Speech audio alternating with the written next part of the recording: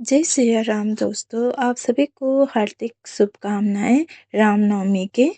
और आप सभी के साथ आज मैं शेयर करने जा रही हूँ रामनवमी की जो पूजा विधि होता है वो सरल तरीके से किस प्रकार से किया जाता है के बारे में ये वीडियो लेकर आई हूँ।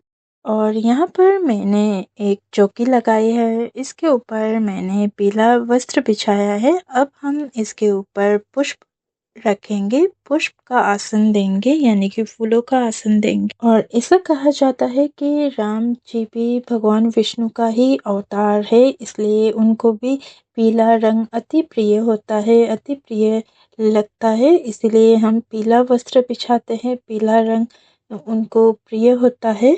यदि आपके पास मूर्ति हो या फिर आपके पास राम दरबार की जो तस्वीर हो वो आप विराजमान करा सकते हैं। हमें जो रामायण के पुस्तक होती है, जो रामचरितमानस की जो पुस्तक होता है वो आपके पास है तो उनकी भी पुस्तक की भी पूजा कर सकते हैं। यदि आप पाठ करना चाहते हैं, आज से ही आप शुरू कर सकते हैं। नया लाकर आप पाठ करना चाहते हैं तो आप पाठ कर सकते हैं। अब हमें एक लोटा जल लेना है, पुष्प लेना है, उसके बाद जल के छींटे से स्नान भाव से स्नान कराना है। यदि आपके पास मूर्ति है या फिर आपके पास कोई धातु के जो विग्रह है तो उसे पूरे विधि विधान से स्नान कराना चाहिए, यानी कि पंचामृत से स्नान कराना चाहिए। यदि आपके पास फोटो है तो मेरी तरह जो फोटो आपके पास है, इस तरह का फोटो, तो आप स्नान भाव से छींटा देकर स्नान करा सकते हैं। अब हम धूप और दीपक की भी स्थापना कर देंगे। यदि आपके पास माता की तस्वीर, माता का जो दरबार लगाया है, माता का जो चौकी लगाई है, उसके साथ भी आप राम दरबार जी की जो फोटो है वो रखकर भी आप इस पूजन कर सकते हैं। अलग से लगाना चाहते हैं तो अलग से भी कर सकते हैं। अब हम दीपक प्रज्वलित कर देंगे। घी का दीपक हमने प्रज्वलित किया है, आप तिल के तेल का भी दीपक प्रज्वलित कर सकते हैं, धूप भी प्रज्वलित कीजिए।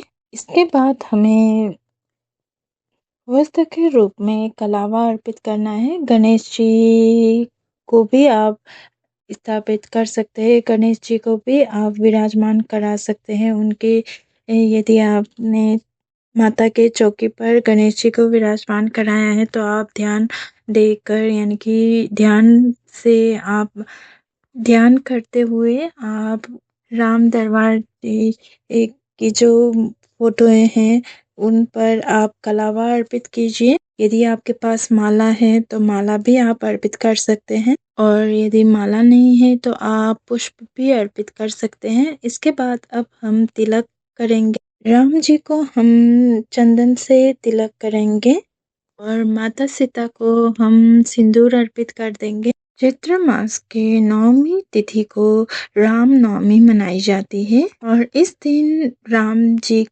का जो जन्म हुआ था, यानी कि राम जी का जो जन्म उत्सव के रूप में मनाया जाता है। और ये पूजन जो होता है दोपहर के समय किया जाता है, और जितने भी राम दरबार की जो फोटो में उपस्थित है सभी को तिलक करें। यदि आपके पास रामचरितमानस का जो पुस्तक है तो उस पर भी तिलक कीजिए, पूजन कीजिए, अक्षत अर्पित कीजिए। और जो हमने दीपक प्रज्वलित किया है उनको भी हम तिलक करेंगे, पुष्प अर्पित करेंगे और अक्षत अर्पित करेंगे। और इस दिन आप सभी के घर में हलवा पूरी तो बनता ही है, खीर का भी आप भोग लगा सकते हैं या फिर पंचमेवे का भी आप भोग लगा सकते हैं।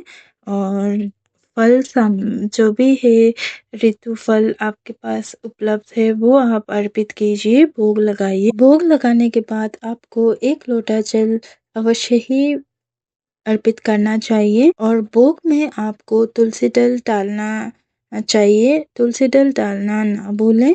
और माता सीता को आप श्रृंगार का सामान भी भेंट कर सकते हैं, अर्पित कर सकते हैं। अब इसके बाद हम आरती करेंगे और आरती आप सबसे पहले गणेश जी की कीजिए और उसके बाद आपको राम जी की आरती करनी है।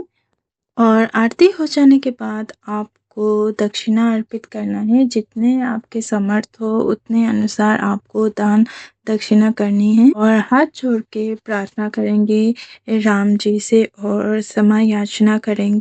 आशा करती हूँ कि आप सबको ये वीडियो यूज़फुल रहा होगा। अगर यूज़फुल रहा हो तो प्लीज़ वीडियो को लाइक और शेयर अवश्य ही कर दीजिएगा। चैनल को सब्सक्राइब अवश्य कर दीजिएगा ताकि हमें भी ये पता लगे कि आप सभी ने हमारा वीडियो पसंद किया है और भी आगे हम इसी तरह का सरल विधि ये पूजा विधि का वीडियो बना सके और बनाने के लिए प्रेरणा हमें मिले और हम नए आपको जानकारी देते रहें।